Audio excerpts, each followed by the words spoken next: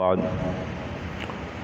فاعوذ باللہ من الشیطان الرجیم بسم اللہ الرحمن الرحیم وعن ابن عباس قال قال رسول اللہ صلی اللہ علیہ وسلم من تکلم یوم الجمعۃ والامام یخطب فهو كمثل الحمار يحمل اسفارا والذی یقول له انصت لیس له جمعہ رواہ احمد۔ حضرت ابن عباس رضی اللہ تعالی عنہ سے روایت ہے، وہ فرماتے ہیں کہ رسول اللہ صلی اللہ علیہ وسلم نے ارشاد فرمایا، جو جمعے کے دن امام کے خطبہ پڑھتے ہوئے باتیں کرے وہ اس گدھے کی طرح ہے جس پر کتابوں کا دفتر لاد دیا جائے، اور جو اس سے کہتا ہے کہ خاموش رہو اس کا جمعہ نہیں۔ جس طرح گدھے کے، یہ اللہ تعالیٰ نے سورہ جمعہ کے اندر بھی مثال ارشاد فرمائی ہے، مثل الذین حملوا التوراۃ ثم لم يحملوها كمثل الحمار يحمل اسفارا۔ یہ جو تورات رکھنے والے ہیں یہ اسی طرح ہے جس طرح گدھے کے اوپر کتابیں لاد دی گئیں۔ اب گدھا کتابوں کا بوجھ اٹھانے سے عالم تو نہیں ہو جاتا نا جی، علم اور چیز ہے، عمل اور چیز ہے۔ آپ کے پاس کتابیں 10,000 پڑھی ہوئی ہیں، ٹھیک ہے پڑھی رہیں، لیکن آپ نے پڑھی نہیں تو وہ گدھے کے اوپر بوجھ ہی ہے نا جی، پڑھ تو لیا ہے لیکن اس میں عمل ہی نہیں ہے، وہ گدھے کے اوپر بوجھ ہی ہے بیچارے کے اوپر۔ آج دین پڑھنے کے باوجود بھی ہاتھ ایسے ہیں، دنیا داروں کی تو بات ہی نہیں ہے نا جی، ان کے نزدیک تو نہ کوئی حلال ہے نہ کوئی حرام ہے، وہ حرام بھی آن دے تھے، حلال بھی آنے دے، حرام بھی آنے دے، سود بھی آنے دے، شراب بھی آنے دے، زنا بھی آنے دے، سارا کچھ آنے دے، ادھر تو کوئی جو نہیں، وہ عیب ہی نہیں۔ مجھے دین داروں سے بڑا پریشانی ہے، یا تو دین پڑھنا نہیں تھا، پڑھ لیا تو پھر بھیک نہیں مانگنی تھی، بھکاری بن گئے، بھکاری جگہ جگہ بھیک مانگتے پھر رہے، اشتہاروں میں بھیک مانگو، جلسوں میں بھیک مانگو، ٹی ویوں پہ بھیک مانگو، کمپینیں بھیک کی کرو۔ خدا کا واسطہ یار کیا ہو گیا، اللہ کی ذات پہ یقین ہی ختم ہو گیا۔ تو حضور نبی اکرم صلی اللہ علیہ وسلم نے ارشاد فرمایا، جمعے کے دن خطبے کے دوران باتیں کرے، وہ گدھا ایسا گدھا ہے جس کے اوپر کتابیں لادی ہوئی ہیں، بیچارے کے اوپر بوجھ اٹھایا ہوا ہے، اور جو اس سے کہے خاموش ہو جا اس کا جمعہ ہی نہیں۔ اور بھائی وہاں پہ چپ رہنے کا حکم تھا، اس کو چپ کرانے کے لیے تو بولی جا رہا ہے۔ جو بچوں کو چپ کراتے ہیں نا جی، ان کی آواز بچوں سے بھی اوپر ہو جاتی ہے، بچے تو شور مچا رہے ہیں، اور چپ کرانے والے کی اس سے بھی زیادہ اونچی آواز ہو جاتی۔ تو اب اس میں زیادہ مجرم کون، وہ بچے یا وہ روکنے والا؟ اسی لیے دیکھنا بہت ضروری ہے۔ وعن عبید بن سباق مرسلا قال قال رسول اللہ صلی اللہ علیہ وسلم فی یوم الجمعۃ من الجمعہ یا معشر المسلمین ان هذا یوم جعل اللہ عیدا فاغتسلوا ومن كان عنده طیب فلا يضره ان يمس منه علیکم بالسواک رواہ مالک ورواه ابن ماجہ عنہ وهو عن ابن عباس متصلا۔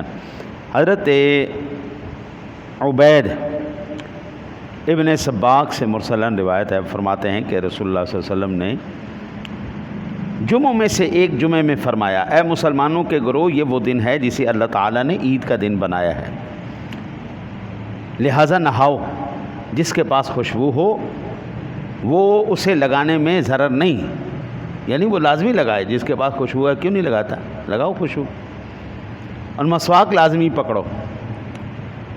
ابن ماجہ نے انہوں نے ابن عباس سے متصلاً اس کو روایت نقل کی۔ وہ خوشبو نہانا اس لیے تاکہ کپڑوں میں سے بدبو نہ آئے۔ اچھا جی، دوسرا، مجمع میں جانا ہو وہاں پر لباس اچھا پہننا، غسل کر کے جانا، خوشبو لگا کے جانا، یہ اس حدیث پاک سے ثابت۔ تیسرا، میں نے اکثر لوگوں کو سنا ہے یہ ربیع الاول شریف کا مہینہ آنے والا ہے نا، تو کہتے جی اسلام میں تو صرف 2 عیدیں، ایک چھوٹی عید ایک بڑی عید، یہ تیسری مسلمانوں نے کہاں سے نکال لی؟ یہ حدیث پاک میرے سامنے ہے، رسول اللہ صلی اللہ علیہ وسلم فرماتے ہر جمعہ اللہ نے مسلمان کے لیے عید بنا دی ہے، یہ حدیث پاک میرے سامنے۔ جعل اللہ عیدن ھذا یوم ان ھذا یوم جعل اللہ عیدن، بے شک یہ دن، جمعہ کا دن، اللہ تعالیٰ نے مسلمان کے لیے عید کا دن بنا دیا۔ نہاؤ، خوشبو لگاؤ، مسواک کرو، یعنی فل ریڈی ہو جاؤ۔ اب پتہ لگ گیا کہ جناب واہ واہ بندہ ریڈی ہو گیا ہے۔ یہ سال میں کتنے جمعے آئے اور کتنی عیدیں بن گئی؟ وہ بیچارے 2 کو رو رہے تھے، اللہ کے رسول نے ہر جمعے کو عید بنا دیا ہے۔ اور بھائی دین وہی ہے جو اللہ اور اس کے رسول کا ہے، ہمیں آپ کی رہنمائیوں کی ضرورت نہیں ہے، اللہ اور اس کے رسول کا دین ہمارے لیے کافی ہے۔ المیہ یہ ہے نا جی، جس نے ہمیں جدھر جو کہہ دیا نا ہم اسی کے پیچھے چل پڑے۔ ہم نے کبھی نہیں ان سے مطالبہ کیا یہ حدیث پاک میں ہے، یہ قرآن مجید میں ہے۔ ہاں جی، اب اگلی عید میں اگلی میں حدیث پاک آپ کو عرض کروں، اس میں آپ کو اب پتہ چلے گا کہ اگر اس کا ظاہر دیکھیں تو فرض عین ہے، اور اگر اس کی دور حاضر میں دیکھیں صورتحال تو اب یہ فرض نہیں رہا۔ کیا؟ عن البراء رضی اللہ تعالیٰ عنہ قال قال رسول اللہ صلی اللہ علیہ وسلم حقا علی المسلمین ان یغتسلوا یوم الجمعۃ ولیمس احدهم من طیبہ اہلہ فان لم یجد فالماء له طیب، رواہ احمد والترمذی وقال ھذا حدیث حسن۔ حضرت براء فرماتے ہیں کہ رسول اللہ صلی اللہ علیہ وسلم نے مسلمانوں پر لازم فرمایا ہے، فرض کیا ہے، لازم فرمایا ہے، کیا؟ جمعہ کے دن غسل کریں اور اپنے گھر کی خوشبو لگائیں، اگر نہ پائیں تو پانی ہی اس کے لیے خوشبو ہے۔ یہ ترمذی شریف کی حدیث پاک، امام احمد نے بھی اس کو نقل کی اور حدیث بھی حسن ہے۔ ظاہر اس کا کیا ہے؟ جمعہ والے دن غسل کرنا فرض ہے، لازم پکڑو، لازم پکڑو، لازم پکڑو، امر ہے، اور وجوب کے لیے آتا ہے امر، لازمی کرو۔